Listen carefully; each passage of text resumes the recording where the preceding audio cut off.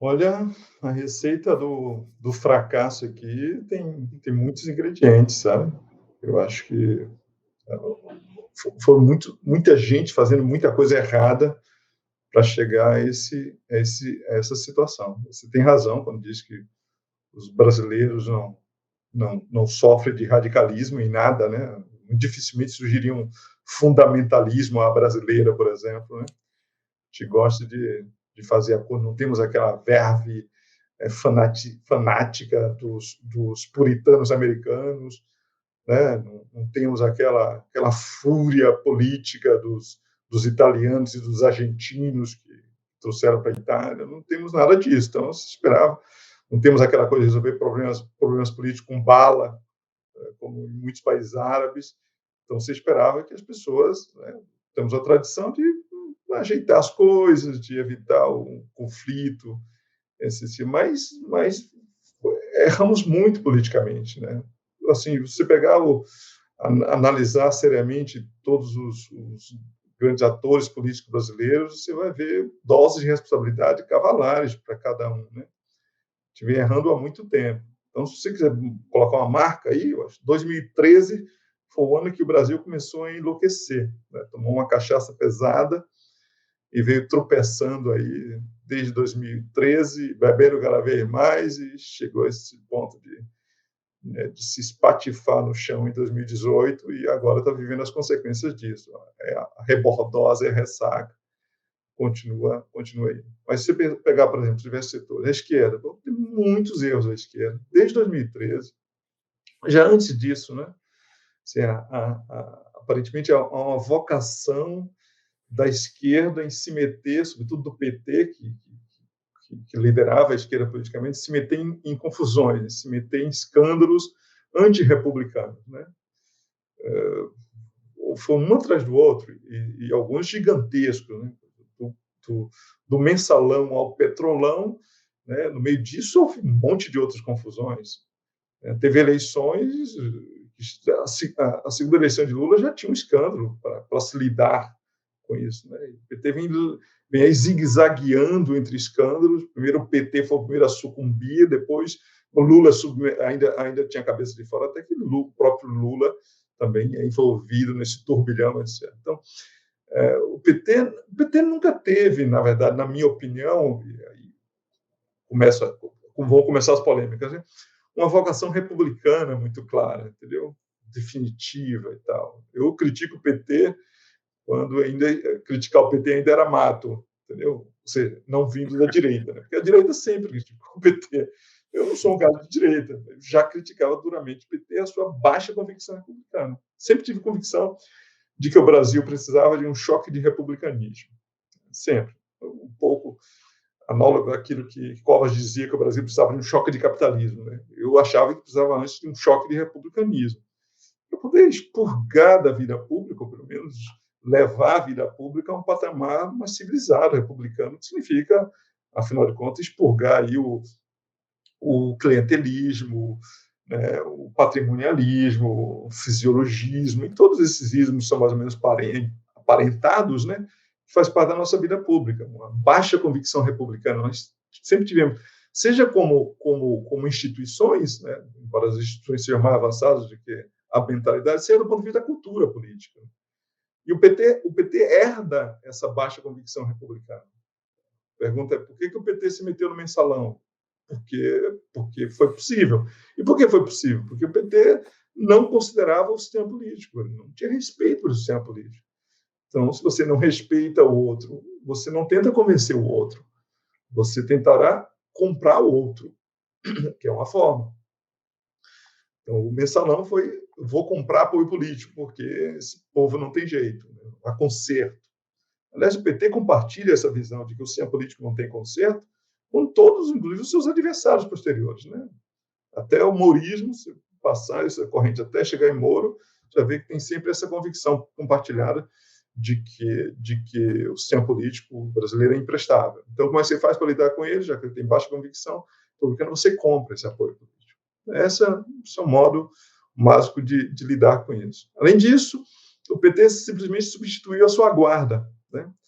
Havia uma guarda de direita, depois do centro-direita, dominando a política, ela assume o PT, simplesmente troca a guarda, mas não muda os costumes, né? Esse sistema de dutos por meio do qual se distribui o poder político desce do centro político brasileiro e é transmitido e irriga toda a sociedade, né, através do o poder de conceder poder, que é o principal poder brasileiro, né, da política brasileira, o poder de mandar alguém mandar, de dar cargos, de nomeações, etc. Esse poder se estabelece, se divide no Brasil em vários dutos que vão irrigando toda a sociedade. Né? Isso é o clientelismo, o fisiologismo básico brasileiro. O PT não alterou isso. O PT apenas substituiu os controladores de duto, né? Botou o seu pessoal para poder fazer isso. E aí tinha isso. Né? O PT não era PhD em corrupção, né? O PT não tinha expertise que tinha, por exemplo, o PFL ou mesmo o PMDB. Então, como quem nunca comeu melado quando come se lambuza, o PT se lambuzou inteiro durante esse período aí. E essa foi uma das razões, né? Porque, em primeiro lugar, havia uma mudança, na minha opinião, da sensibilidade social. A tolerância diminuiu quanto a isso. Não é que o PT foi o mais corrupto da história, mas a tolerância social diminuiu com relação a isso. Portanto, o PT foi flagrado várias vezes, flagrado e flagrado novamente, se metendo em encrenca. E tinha adotado um protocolo para lidar com escândalos políticos, que é um protocolo clássico que nós vimos no governo Lula, no governo Dilma, que é negar, né, que algum dos nossos tenha feito alguma coisa errada, né, e culpar alguma outra instância. A mídia que nos persegue, a elite que nos persegue, etc. Nunca foi um protocolo de vamos apurar e vamos dar um choque de republicanismo nas instituições. Pessoas erram, mas a gente conserta, punindo quem deve ser punido e reorganizando, redesenhando as instituições. Não, sempre foi aquele princípio de mamãe, quem quebrou o vaso foi o gato e não a bola que está na minha mão, evidentemente. Então, esse protocolo de protege o ninho e culpa a outra pessoa, o PT adotou durante todo o período. Até que essa mágica deixou de funcionar, porque foi se formando multidões, o núcleo das pessoas que não gostavam do PT, primeiro as pessoas que não gostavam do PT, as pessoas que não queriam que o PT governasse, depois as pessoas começaram a ter ódio do PT, depois o grupo das pessoas começaram a achar que o PT deveria ser removido para o quinto dos infernos, que é o antipetismo como definição. Né? Por várias razões, por razões dignas, como, por exemplo, o fato de que o PT, de fato, é um partido com baixa convicção republicana, não compreende que deveria ter feito uma revolução republicana no Estado, portanto, trocou o outro patrimonialismo clássico pelo seu patrimonialismo, pelo seu clientelismo, sem se dar conta, inclusive, de que havia maiores exigências sobre o PT, justamente porque o PT vinha de um discurso de moral pública, né? Moralista em geral, e de moralidade pública muito forte, portanto, quando você se organiza a partir de um discurso moral, você é cobrado moralmente mais do que os outros. A famosa frase, o PT não tinha o direito de errar, que eu já ouvi várias vezes, né, de várias pessoas que eram petistas, ou de errar desse jeito. Então, há razões dignas e há razões indignas. Né? Uma direita que nunca aguentou o PT está colocado no poder. Havia uma direita que não suportava mais perder a eleição para o PT, que chegou em 2014 disse não vai ter jeito, a gente não vai ganhar eleitoralmente deles, não tem para onde, não tem conserto, e, portanto, vamos apelar. E essa direita que apelou e trabalhou para satanizar o PT e por aí afora. Então, das probabilidades, pelo que nos levou até aqui, é a própria esquerda. O conjunto de erros da esquerda, ou das esquerdas, nos levaram a este ponto. Agora, tem outras coisas, porque não é só porque um erra, uma parte desses erros foram induzidos, provocados, ajudados, colaborados, etc. Porque tinha outras forças na sociedade que foram também muito importantes. Né? O impeachment foi, na minha opinião, um desastre, no sentido de ele desarranjou completamente o sistema político brasileiro. Uma espécie de... Entendeu? Você vai matar um passarinho, você usa uma bazuca, você não se dá conta que não é só o passarinho que vai morrer, vai morrer tudo ao redor, então resolveram detonar uma bomba atômica. Por baixa compreensão, na minha opinião, inclusive, do sistema político brasileiro, de como ele funciona, que está em questão. Né? Houve uma onda voluntarista que começou desde 2013, que também é importante, no sentido de que eu sou da geração que sempre reclamou do fato de baixo interesse e baixa participação política da população, né? Que vem desde os anos 60. E que, de repente, a partir de 2011, no mundo começou a mudar. No Brasil, em 2013, as pessoas enlouqueceram por política. Né? Um monte de gente que está interessada em política, em participação política, tem muito a ver com mídias digitais, certamente. E, a partir desse momento, disparou isso no Brasil. E as pessoas têm os novos participantes, ultra participantes da política, pessoas que não, porque não vêm da forma de participação política tradicional, de acompanhamento político tradicional, teve que se improvisar como participante da política, né, como engajado, etc. E aí tinha que usar as metáforas que estava à sua disposição para estabelecer um modelo, um estilo de participação. Os dois modelos disponíveis, o primeiro é o modelo digamos, do esporte. Né? Então, as pessoas resolveram participar da política como se fosse um esporte. Eu visto a camisa azul, você vê com a vermelha, ele com a verde, e aí nós marcamos nossa posição. E é aquele típico de esporte, de futebol, por exemplo. Né? Se você é corintiano, você nunca vai mudar de time. Mudar de time denota um sujeito sem caráter. Né? Então, você é isso. Então, você justifica, por outro lado, até as derrotas do seu time. Tudo se justifica. Então. Porque a questão você veste a camisa, você não torce para o Bolsonaro, você é Bolsonaro. Você não torce para o Corinthians, você é Corinthians. Você não torce para Lula, você é Lula. E isso, a política se torna identitária, né? Você ganha uma posição no universo a partir disso aqui. E a partir disso aí é guerra, né? Porque não há possibilidade de outra coisa. Só que pior que a metáfora do esporte, que é a metáfora que o novo participante adotou, é a metáfora da guerra, né? Que é a ideia que isso, mais ou menos em 2015, 2016, estava declarado no Brasil. Nós estamos em guerra e, numa guerra, o inimigo deve ser eliminado. Pelo menos no esporte, você é corintiano, mas não é que você queira, até gosta que o Palmeiras vá para a segunda divisão, você não quer que acabe, você quer que continue voltando para jogar outra partida e perder de novo. Mas na guerra, não, você quer que o inimigo seja eliminado. Então, chegou à conclusão aí no antipetismo que, enquanto não fosse morto o último lulista enforcado nas tripas da última dilmista, não haveria paz no universo. Essa posição belicosa de eliminação, de satanização do outro e tal, foi uma coisa importante. Então, houve uma mudança, na minha opinião, de estilo também, quando entraram novos participantes da política.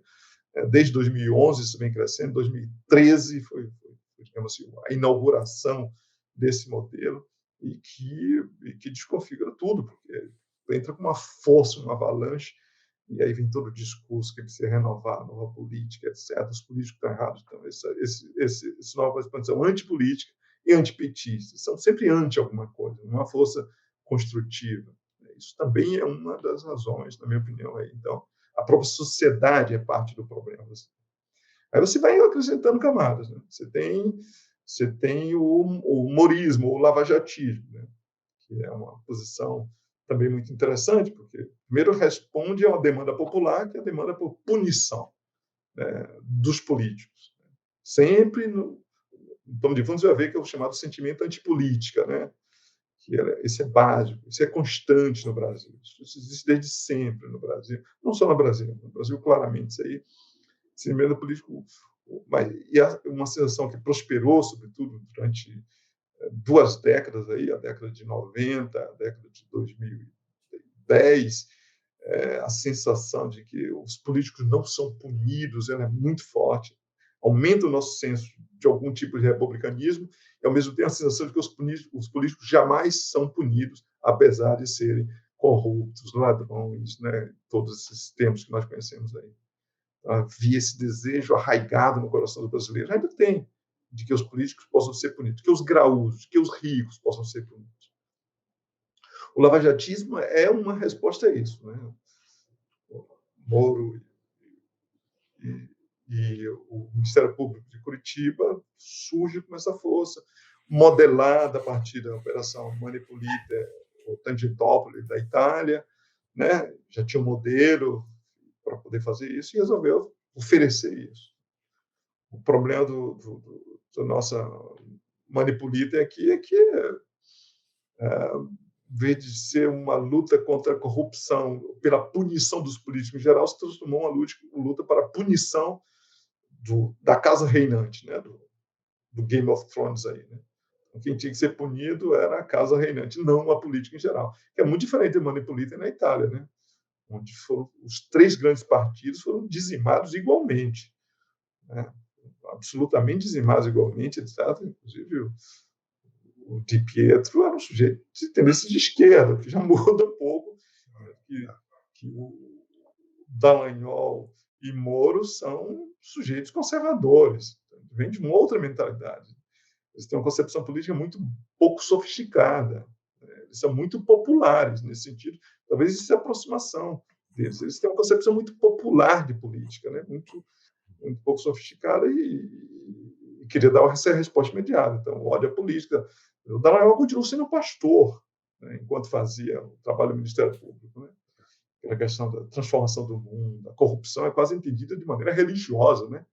Como aquela decadência inicial pelo pecado original do mundo que agora precisa ser purgado no sangue do Cordeiro. Vai fazer, tem que ter um grande sacrifício. Qual é o grande sacrifício? Vamos matar o rei, né? Cortar a cabeça do rei. Tá? Isso vai ser o grande legado deles. Chegou um momento que se perderam, né? Uma ideia que era uma ideia que respondia ao apelo popular, que se perdeu. Mas o empuxo dessa ideia, digamos, que políticos têm que ser punidos, ele foi muito importante. Então, ele vem em paralelo aqui com o antipetismo e com a antipolítica e se retroalimenta, né? Coisa e outra, vai se retroalimentando aí. Esse, na minha opinião, foi um dos grandes drives, né? Essas grandes forças motrizes para chegar onde nós chegamos. Não é à toa que o lavajatismo converge no bolsonarismo. Converge completamente. Você vê que os personagens que eram diferentes, de repente, se juntaram. E, por último, naturalmente, não é o último, porque ele é o menos importante, porque, no fundo, foi a força vitoriosa, que foi a extrema-direita, o bolsonarismo. A minha tese é que a gente chama de bolsonarismo porque Eduardo Cunha morreu politicamente, né? Senão se chamaria hoje cunhismo. Inclusive, quem tinha melhores condições de ser o champion, né, desse exército de Brancaleone, da posição de extrema-direita e dos outros conservadores que convergiram no Brasil, seria o Eduardo Cunha, né? Mas ele foi para o sacrifício para poder produzir o impeachment e deu nisso. Mas também poderia se chamar felicianismo, né? Todo esse negócio aí, o primeiro personagem que apareceu como um grande líder e tal, dessa posição, foi Marco Feliciano, quando foi eleito para aquela comissão da Câmara dos Deputados, a Comissão de Ética e Direitos Humanos. Então, na verdade, o bolsonarismo é maior que Bolsonaro. Bolsonaro é o atual campeão, aquele que luta por essa causa, mas não foi ele que criou esse movimento. Ele foi aquele que foi capaz de surfar. Houve um momento que, não havendo mais Eduardo Cunha, havia um espaço para que uma figura com algum carisma, ou que pelo menos representasse, onde as pessoas pudessem projetar alguma coisa, porque eu acho muito menos que um líder carismático. Bolsonaro não é um líder carismático, no sentido de que ele puxa uma multidão, etc. Na verdade, ele parece uma tela onde se projetou, mas porque ele já era alguma coisa. Ele era o antipetismo por antonomasia, né? Não é nem antipolítica. Ele era a quintessência do antipetismo, da anti-esquerda, era Bolsonaro, né? Então, ele podia servir para o papel. Tanto que as pessoas começaram a acreditar também em Bolsonaro somente em 2016, quando o Trump ganhou aquela eleição. Se uma figura como o Trump pode ganhar uma eleição nos Estados Unidos, nós também podemos ganhar aqui. Eles também podem ganhar aqui. Mas eu vi quando acompanhando nos ambientes digitais, né, eu tenho lá a minha amostra que eu uso para pesquisa, que eu chamo o cercadinho de feios, sujos e malvados, né? que aí vem gente que é anti-direitos humanos, os misóginos ao extremo, a militância homofóbica, porque há uma militância homofóbica, né? Dentre todos esses movimentos, talvez o movimento que tenha mais se organizado digitalmente tenha sido o dos evangélicos ultraconservadores que se mobilizaram para lutar contra uma PL, né, lá no passado, que era a PL que criminalizaria a homofobia.